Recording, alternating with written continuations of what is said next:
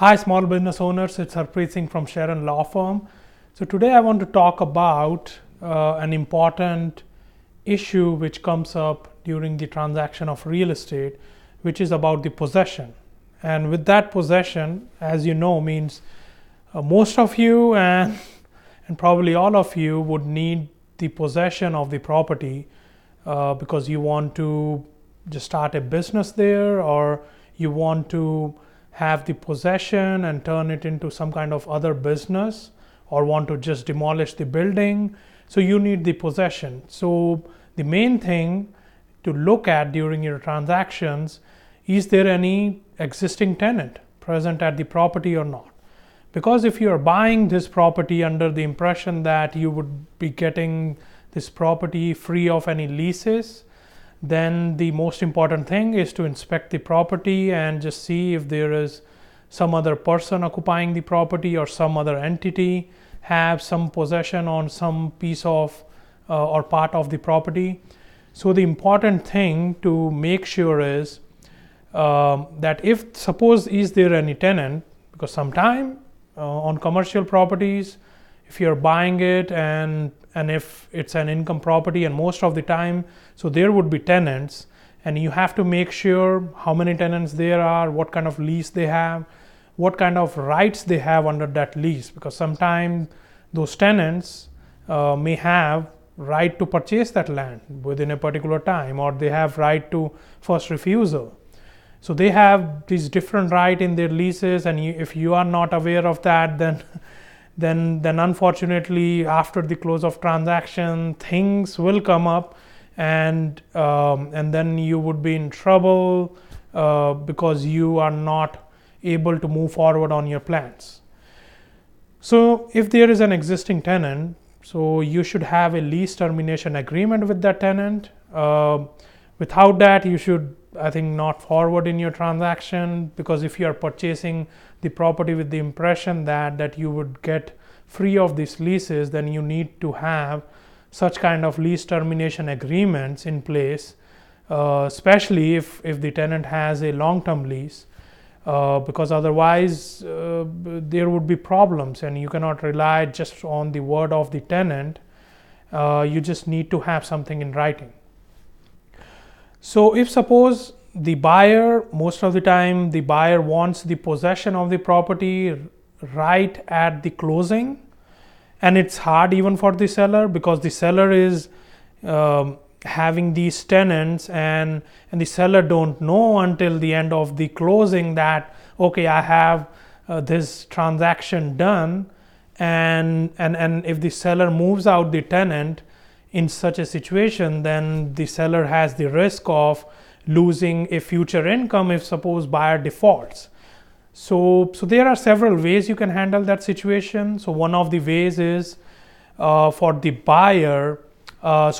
seller to have sufficient deposit from the buyer in the escrow, so that there is some comfort level for the seller to move forward, or give some notices to the to the tenant, that the tenant has to move out by certain date.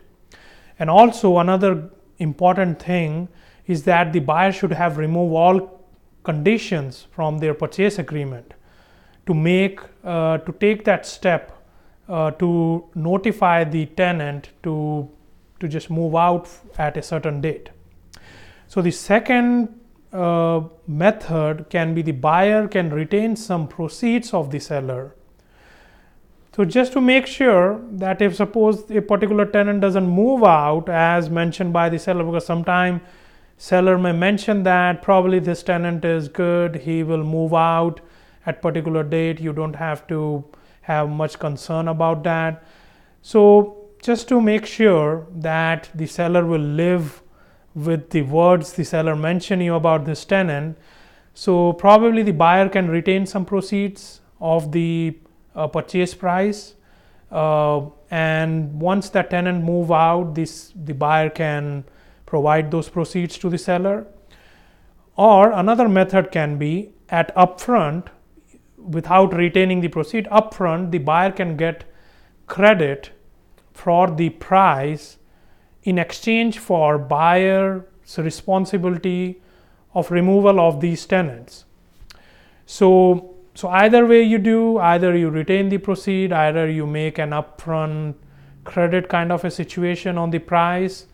So there are like different methods you can handle the situation where you can remove the tenant at closing. However, there can be many situations where still the tenant, because moving a tenant out, it's not a one-day process. If the tenant is objecting for any moving, then sure, you have to go through the eviction process, and based on their lease, you have to provide different notices, and this topic in itself needs series of videos, and sure, I will be doing in future videos on the eviction process and how to negotiate and deal with tenants. So you don't want to have in that situation, so you have to delay for months to get this possession of the land, and just delay your plans for future progress of this, of your business or development of this land. And the next and the final important thing while purchasing the real estate, and especially the commercial one, is to get transfer of the security deposits from your seller, because the tenants have provided the security deposit to your seller, who is the landlord. And so you should get those security deposit, and you can negotiate with your seller how you want to deal with that. Either that's part of your price or you're paying extra money. Usually that's part of the price.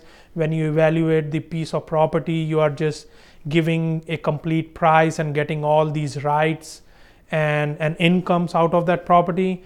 But just you have to make sure that there is some security deposit, because when you are moving out the tenant, then the tenant will like to have the security deposit get paid as per your lease agreement and also as per law. So you have to make sure that those kind of arrangements are dealt with before your closing.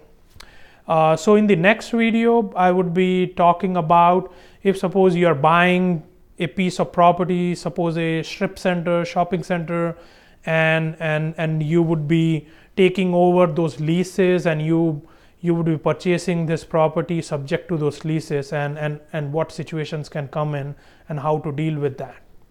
So thanks for watching this video, and again, I think these videos only provide you general legal information, and it doesn't establish any attorney-client privilege between you and me. And if you have any question, you should just contact Sharon Law Firm, and we would be able to see if we can help you or not. Thank you.